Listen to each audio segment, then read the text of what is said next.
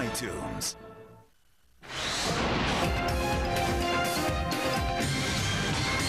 Welcome back. To the field of Democratic candidates that have decided to run for president, you can now add Governor Bill Richardson of New Mexico, who announced Sunday. Governor, thank you. How do you join a crowded field with Hillary? You know, they call her the 800-pound gorilla. I don't think it's a very felicitous way of describing her, but how do you go into a race that's already got Hillary and Obama in it? Well, Chris, I'm a governor. This country traditionally has elected governors. I'm from the West, where there's a burgeoning Democratic vote. And then thirdly, I've got the experience. I've got the background. You know, we talk about getting out of Iraq, restoring America's international standing, becoming energy independent, creating jobs. I've done that as Secretary of Energy, as UN ambassador. I negotiate with good guys, with bad guys. I think we need somebody that'll bring the country together, that'll heal some of the divisions between Democrats and Republicans, that'll break the Washington gridlock. And so what I'm saying is that I've got the executive experience, the drive, the vision, the optimism about this country, the patriotism, to get it going again, and that's why I'm throwing my hat. I know I'm an underdog. I know that. Yeah. I don't have the money of these other candidates or the name recognition, but the race, Chris, is a year away, and I feel good about connecting with voters and talking positively about what I would do. Do you think the Democratic voters, the people paying attention and the people voting in these polls are caught up with the idea of novelty? They have to have a woman, they have to have a first African American. They're not thinking about the usual standards for winning a general election, executive experience, foreign policy experience, the usual things you would think would be looking for as voters. Well, right now, I believe primary voters are looking at name recognition. And what I sense around the country, Chris, from Democratic voters, and I've traveled a lot as chair of the Democratic governors, and I've been to the primary states, is one, Democratic voters want somebody that can win, number one.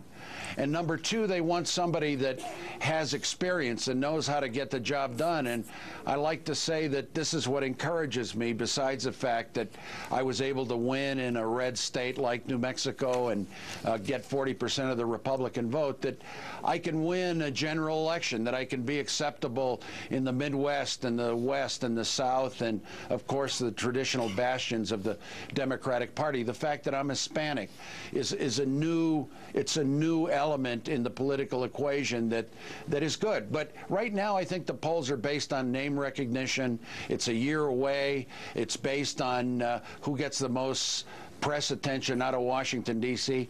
And I just believe that being a governor where we're dealing directly with jobs and health care and renewable energy, fixing people's problems, in contrast to the disconnect from the Congress and the administration and the Senate, that the American people will look at somebody with a track record, with experience, with foreign policy experience, with executive experience, with energy experience, if we're going to become energy independent. You know, it seems to me, looking back over the elections of our lifetime, that every presidential election is a solution to a current problem. We're looking for, in the new candidates running, what's missing in the current president. How do you meet that test? Well, Chris, what do you have that George W. Bush doesn't have? I'll be blunt. Foreign policy experience. When he came in as president, he traveled literally only to Mexico and Europe. I have been a UN ambassador dealing with 185 countries. I've been Secretary of Energy dealing with the Russians and with OPEC countries. I've negotiated just in Darfur with the Sudanese on a ceasefire, with the North Koreans. President Clinton used to say, the bad guys like Richardson, so we'll send them to deal with them. The point is that if we're going to have diplomacy as our main weapon, which we should be talking to North Korea, to Syria, to Iran. We should be engaging diplomatically, and I've done it. I don't have to study. I've actually negotiated. I've been face to face with very tough dictators like Saudi Saddam Hussein and the North Koreans and Bashir of Sudan. That's what I bring, and I bring a lifetime of not just a graduate degree, service in the House Intelligence Committee, UN ambassador, also Secretary of Energy, and as governor, I've they say I'm the only governor with a foreign policy, so I've got that portfolio, and our main objective should be to restore America's standing in the world and get out of Iraq this year. Let's talk about electoral votes. Tim Russert and others have pointed out that this could be an election decided in the Southwest, not Florida, like in 2000, and not in Ohio as in 2004, but in 2008 it's going to be about your state, about Nevada, about Arizona, about Colorado.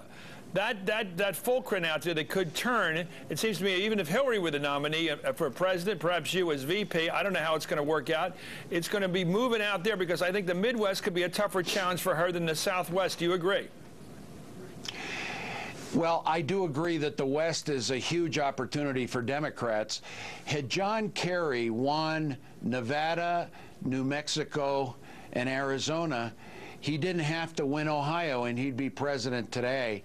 And we've neglected the West, and now you're seeing a sea of change from Canada to Mexico of Western states dominated by Democratic governors, new House and Senate seats, Tester in Montana. So this is virgin, dynamic territory for a Democrat, and I'm from this region. Were you inspired that Jimmy Smits beat Alan Alda on the West Wing for president? Well, I watched that with interest, and I liked the ending. But at the same time, Chris, I think the American people really want somebody who can get things done and bring the country together and talk about spirit and talk about values and just resolve the differences that we have, a healer, a unifier, and I've done that. I've done that as a diplomat, a negotiator. I've done it as governor. But the voters will decide. So. Well, Governor, you have one thing going for you. Everybody likes you, so that might help. It sometimes does. Thanks, Chris. Tomorrow on MSNBC, all-day coverage leading up to President Bush's State of the Union. I'll be live at 5 and at 7 for Hardball and a full preview of the president's speech with guest Howard Dean.